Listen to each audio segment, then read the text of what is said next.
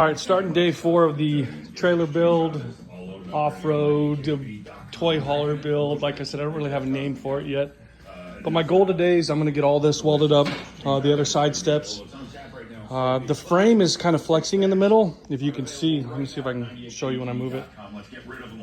Nah, it's kind of hard to say, but this side's flexing. So I'm gonna go ahead and do a couple tack welds down the middle of that. That way it holds it in place. I'm also gonna be doing a platform that goes up about 60 inches on each corner. That way I can throw a rooftop tent up there or a basket. But that's gonna be on a hinge. That way when I'm loading the bikes up, it'll lift up about 2 or 3 feet, so it's easier for me to walk underneath it. So that'll be hinged in the front, and then like your camper window door shocks, it'll be in the back to kind of hold it up. So I'm also gonna go pick up that metal today. Those are gonna be 1.5 inches because that's how wide the frame is. So it'll be 1.5 inches square, 120 wall tubing. I did get the tongue mounted up. I used a carbide bit. No, not carbide, but one of those DeWalt little, I don't know what it's called, but that thing worked quick. It was like cutting through butter with that. But like I said, gonna go ahead and get all that put on, and then I'm gonna go to the metal store today and pick up the rest of the stuff for the canopy. Getting really close, guys. Excited to see the finished product.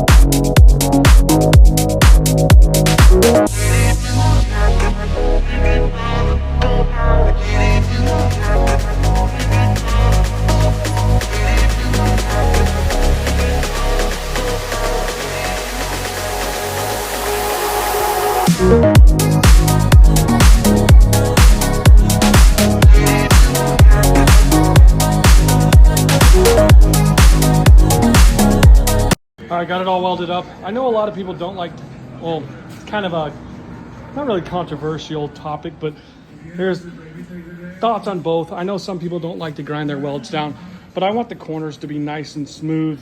And since I'm not building this for somebody, just for myself and my family, if it starts to see any fractures or cracks where the weld has been ground down, I can just re-weld it.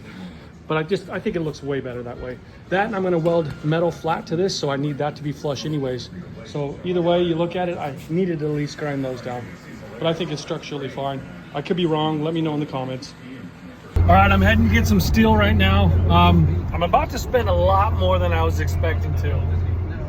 And this place, they have by far the best prices that I've found locally in Phoenix Valley. It's a small mom and pop shop. It's called Interstate Steel and Salvage, or Salvage and Steel. They're in, let's see, El Mirage. So they're just north of like Luke Air Force Base. They're about 15 miles from my house. So they also are one of the closest. They just happen to be one of the best price. But as of right now, I think I'm about to spend $250 in steel. That's a little more than I wanted to spend. But it means me building the trailer the way I want to build it.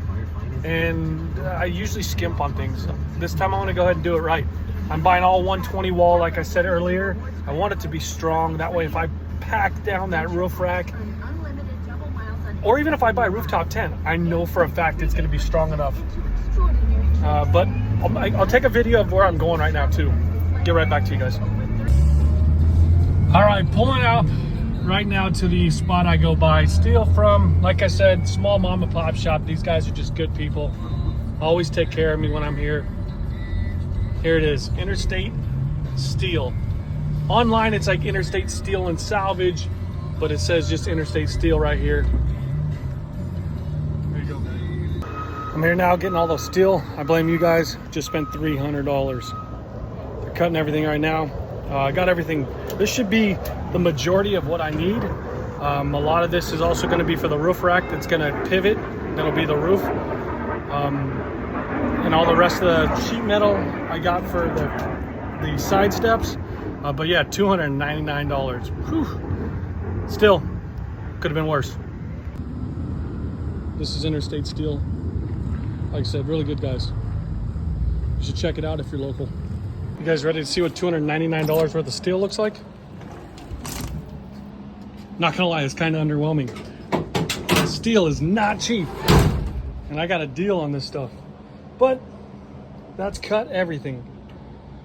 All the sheets for the side steps. That'll be almost everything I need. Let's go ahead and unload it.